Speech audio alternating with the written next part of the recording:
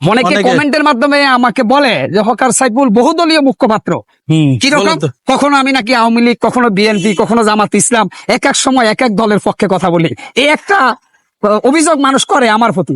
আজকে আমি সেটা ক্লিয়ার করে দিচ্ছি ভাই। দেখেন, আওয়ামী লীগ হোক, বিএনপি হোক আর জামাত ইসলাম হোক, ওই দল যখন যারা ভালো কাজ করবে ওই ভালো কাজের প্রশংসা করি, তারা যখন খারাপ কাজ করে সেই খারাপ কাজের দুর্নাম করি।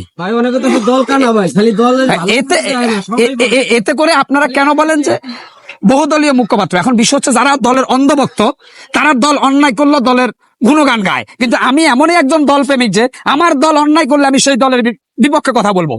কারণ আমার তো কোনো পদ পদবি নেই, আমার পদকে হারানোরও ভয় নেই। আমাকে কোনো দল বহিষ্কার করলে আমি কিছু মনে করি না। এজন্য আমাকে বহুদলীয় মুখপাত্র বলা হয়। কিন্তু ওই আপদ মস্তক মাথা মোটা মূর্খরা জানে না যে আপনি ভালো কাজের প্রশংসা করবেন, খারাপ কাজের সমালোচনা করবেন। এটা যেই দলের হোক, আপনার দলের হোক, আপনার বিরোধী দল হোক।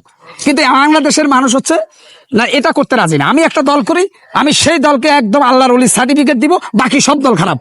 না না না না না, আপনি জামাতে ইসলামের ভালো গুণ আছে সেটা তুলে ধরতে হবে, বিএনপির ভালো গুণ আছে সেটা তুলে ধরতে হবে, আওয়ামী লীগের কিছু ভালো গুণ আছে সেটাও তুলে ধরতে হবে। তবে আওয়ামী লীগের যদি 1% ভালো গুণ থাকে, 99% খারাপ গুণ আওয়ামী লীগের। আর বাকি সবাই, যেমন বাংলাদেশ জামাতে ইসলামের ভালো গুণ আছে, তারা ইসলাম প্রচার করে, তারা বড় বড় আপনার করে কোরআনের মনে করেন যে হাফেজ তৈরি করে। আরেকটা জিনিস বলবো আজকে, বিএনপির, আমি একজন বিএনপি পন্থী লোক, বিএনপির ভিতরে দুইটা নেতার নাম বলবো আজকে। সেটা হচ্ছে বিএনপির মাঝখানে একটা নেতা তৈরি হয়েছে, ওই যে ফজু পাগলা বলা হয়, চিনছেন কিনা? ওই বিএনপির ওই নেতা আপদ মস্তক একের পর এক তির্যক মন্তব্য করে বিএনপিকে সে আমার বামের বিএনপি বানাতে চাচ্ছে। কিন্তু আমি মনে করি যে দেশপ্রেমিক জনতা ইনশাল্লাহ আগামী দিনে তারেক রহমানের মাধ্যমে এইরকম আপদ মস্তক হাফ ম্যান্ডেল নেতাদেরকে দল থেকে বহিষ্কার করে দিবেন। এই যে ফজু পাগলা, কথাবার্তার কোনো লাগাম নাই।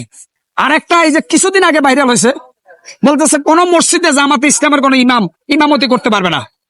তো বেটা, যদি জামাতে ইসলামের একটা লোক খারাপ থাকে তার বিচার হোক, আমিও চাই, কিন্তু পাইকারির দ্বারা কেন? জামাতে কি ভালো মানুষ নাই?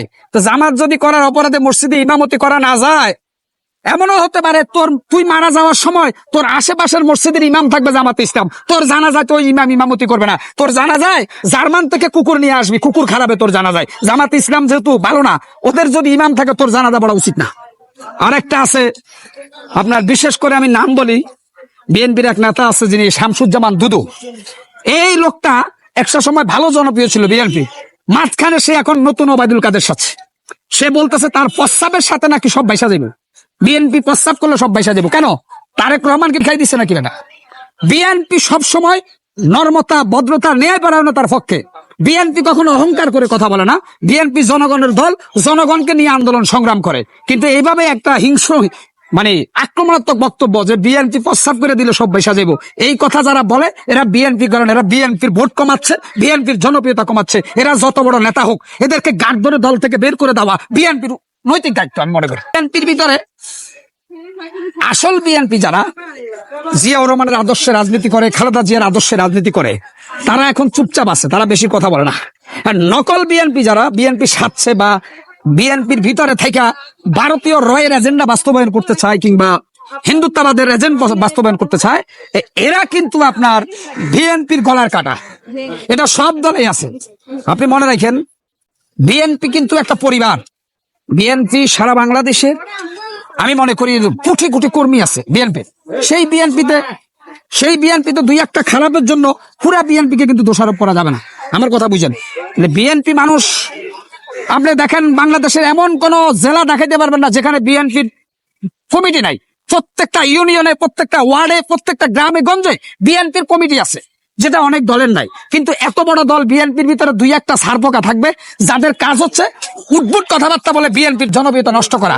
তারেক রহমান এদেরকে চিহ্নিত করে দল থেকে লাথি মেরে বহিষ্কার করে দেওয়াটা বিএনপির নৈতিক দায়িত্ব বলে আমি বিশ্বাস করি।